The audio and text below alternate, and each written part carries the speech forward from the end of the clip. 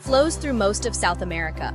The main countries are Peru, Colombia, Brazil, Venezuela, Bolivia. Receives water from the basins of 8 to 10 countries.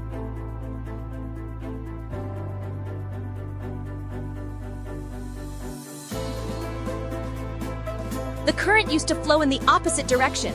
More than 100 million years ago, the Amazon flowed westward into the Pacific Ocean. The rise of the Andes turned its course eastward.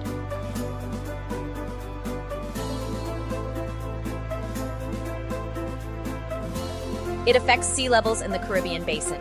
Fresh water discharged into the ocean changes the sea level in the Caribbean Sea by 3 centimeters more than it would be without the river.